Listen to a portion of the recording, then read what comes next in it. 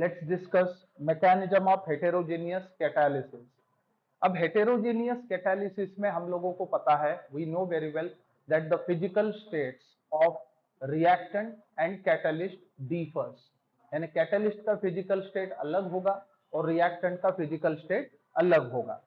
तो अब हम देखते हैं कि एग्जैक्टली किस प्रकार से हेटेरोजेनियस कैटालिसिस होता है.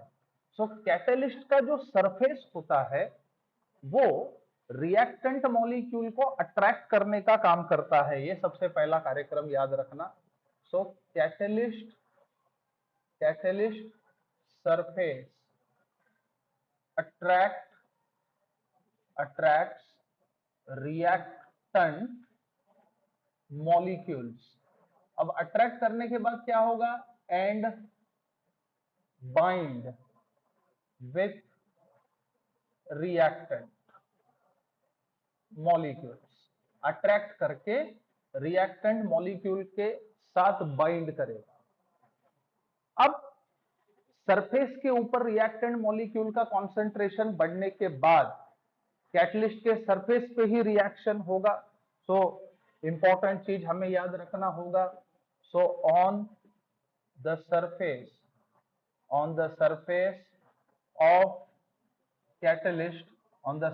ऑफ कैटलिस्ट क्या होगा?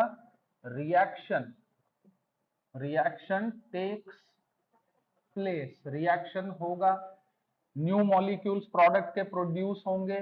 New molecules of product are formed. ये प्रोड्यूस होंगे. उसके बाद विच में इवेपोरेट और लीव द सरफेस. किसका? कैटलिस्ट का. For fresh reactant molecules. यानी क्या होगा? जैसे ही रिएक्टेंट कैटलिस्ट के सरफेस पे एडसॉर्ब होगा, रिएक्टेंट का कॉन्सेंट्रेशन बढ़ेगा, कैटलिस्ट के सरफेस पे रिएक्शन होगी, प्रोडक्ट मॉलिक्यूल फॉर्म होंगे. फॉर्म होने के बाद वो वहां से निकल जाएंगे सरफेस पे ही जमा नहीं रहेंगे. अगर सरफेस पे ही प्रोडक्ट मॉलिक्यूल जमा रहते तो आगे के जो रिएक्टेंट मॉलिक्यूल्स है वो कैसे प्रोसीड होते? So that's why product molecules evaporate और leave the surface of the catalyst, और बाद में जो फ्रेश रिएक्टेंट मॉलिक्यूल्स है वो फिर से एडसॉर्ब करेंगे कैटलिस्ट के सरफेस के ऊपर और रिएक्शन प्रोसीड होगा. ये सिलसिला चलते जाएगा. अब यहां पे आप समझने की कोशिश करिए, catalyst is effective even in small amount. ये चीज याद रखने की जरूरत है. So catalyst is effective in even small quantities. याद रखना, यानी बहुत कम हम कैटलिस्ट को यूज करेंगे तो भी वो रिएक्शन को कैटालाइज करने का काम करेगा. Remember, small amount of catalyst is capable of catalysing entire reaction sometimes.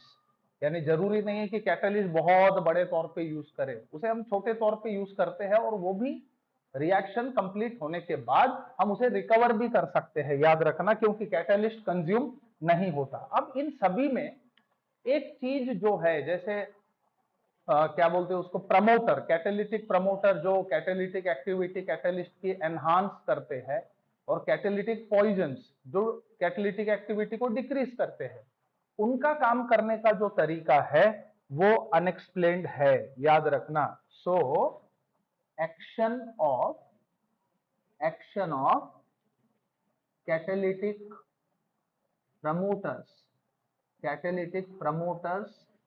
and poisons could not be explained.